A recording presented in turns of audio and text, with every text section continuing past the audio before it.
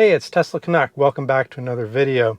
Today we're going to go in depth on software release 2021.40.6. I know a lot of people don't have this yet, but it is the latest one that's in wide release. I wanted to spend a week with it before actually coming back and doing this video so that I could understand the nuances of this software release and address any questions. For example, you hear a lot about the phantom braking and that it's worse on this release. So I'm going to talk about these things. We're going to go through the release notes, then we're going to go for a drive, and we're just going to talk about some of the details of the release, and I'll give you some more context on it. Let's get started. All right, first up we have the release notes, and the first one is add a stop. That's another way of saying waypoints. And basically that's what it is. I mean, you know, I had this feature 20 years ago, like a old Magellan navigation unit. So this is not new technology. I'm not going to go into a lot of detail about this other than to say that now you can put in multiple stops whenever you're programming something into your navigation to get to your destination. I'll do a little demonstration of it as well, but it's one of those things where it's like, you know, it's not new, but thank goodness it's come to Tesla now because we really needed that feature. The second thing is the Ubiquitous cold weather improvements. Now this time there's actually some release notes around the cold weather improvements, and they've made some changes to essentially the defrosting of the vehicle. Now when you go to clear your windshield from ice, that type of thing, what you can do is you can go into your climate controls and you can keep it on so that when you're defrosting like this and you leave the vehicle to go, let's see, scrape. When you go and you scrape your vehicle, the defrost will stay on, which is incredibly helpful. Alrighty then, let's go back to the release notes. And also, you know, through the app, it's been, it looks like it's been optimized as well. More power, that's always good. Okay. The next one up is the Tidal music service. I did a whole video just dedicated to this a few days ago. I'll put the link somewhere up there, and that goes into detail about it. The next up is the traffic aware cruise control chime. This, if I believe it's got to do with that lawsuit in China where something happened and someone didn't know they were on traffic aware cruise control because there was no chime. Yeah. I don't think we're going to go any further into that. But now, you know, for those of you who want a chime when you go on traffic aware cruise control, you have one. So, yeah, that's good. And then last but not least in this release, was that a rhyme? I think I rhymed. Yeah.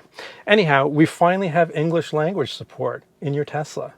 And I'm not talking about, you know, the, how can I say, the patois English. French, English, French, English.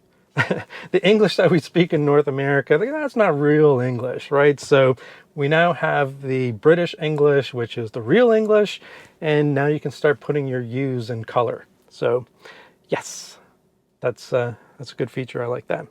Okay, what we're going to do now is we're just going to go for a drive and chat about the driving performance and some of the things that I've noticed over the last week. Before we get going, I did promise to show you the waypoints, so let's just do that. Okay, so if you're going to navigate to a destination, let's say you're going to go to the CN Tower, if you're in Toronto, but before you do that, on your way to Toronto, there's an Apple store, and you want to stop and, you know, you want to go into the Apple store and kind of drool about all the expensive tech there that no one can afford anymore, and you want to do that because it's fun. So what you're going to do is you're going to hit the plus button and you're going to select the mall, your favorite mall where your Apple store is, or any other store you like, and what it's going to do is it's just going to program that in as a waypoint. Brilliant, isn't it? I don't know who thinks of these things. I wish we had that you know, 20 years ago. I digress. Okay, let's get on with the driving. As we're driving here, I'm just going to talk about, again, you know, some of my impressions from this release. And yeah, it's just, we'll go for a nice drive. It snowed again, and it looks kind of pretty. Let's put it into traffic aware cruise control. And you heard there was a little ding, which is great. So now you know that you're in traffic aware cruise control. Brilliant. Okay, so let's now speed it up because we are in an 80 zone. Just checking behind me. Okay. What we're going to do now is we're just going to put it into full autopilot. And so let's talk about this release.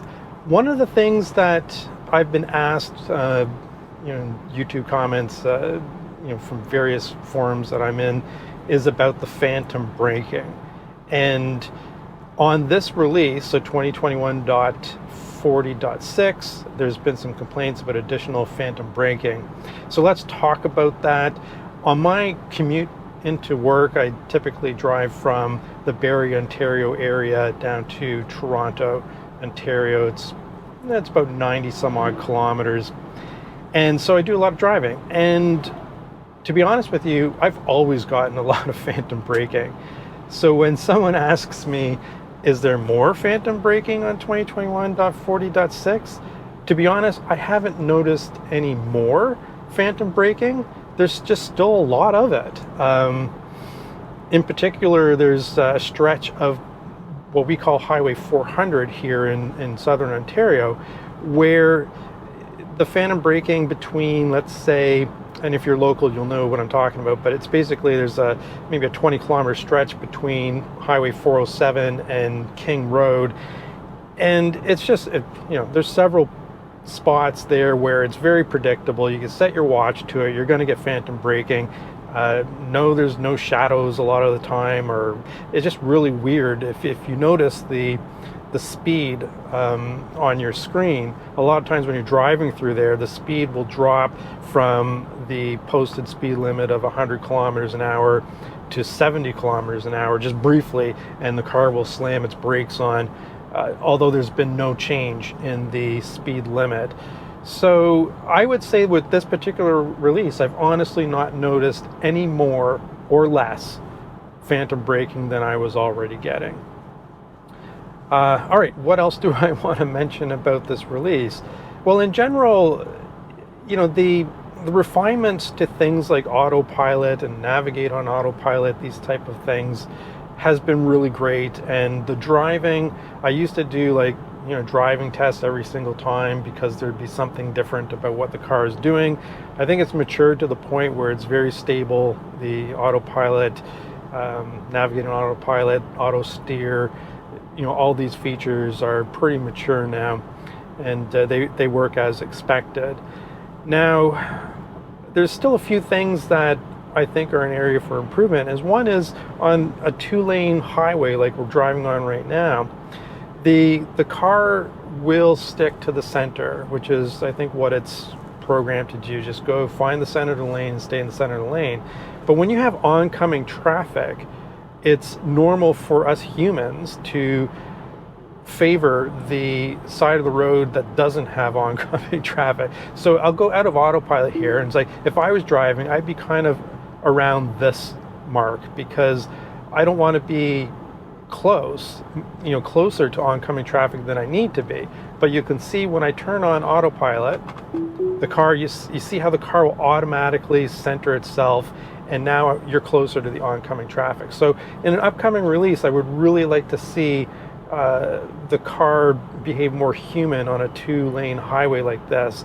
And I know that Tesla can do it because, I don't know if you've noticed, but on a freeway, if you're passing a big 18-wheeler truck, or a lorry as they call it in Europe, and the car will move away so that you're not so close to the truck when you're passing it. So I'm optimistic that this type of feature is probably on the horizon.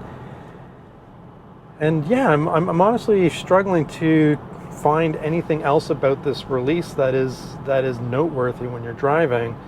And I really don't think there's a lot more. It's just more of the same. And hopefully for us people who are not in the United States, we'll be getting FSD beta soon. to have more things to test out and to experience about the Tesla. But in the meantime, it just seems that the releases are pragmatic, and this one actually had a few really great things in it, like Tidal and like the Waypoints, and hopefully there's going to be a big Christmas release this year. You might remember from last year we had Elon was going to throw us the heat, and I think we got half heat. We got half fire. So yeah, hopefully we get the other half of the fire.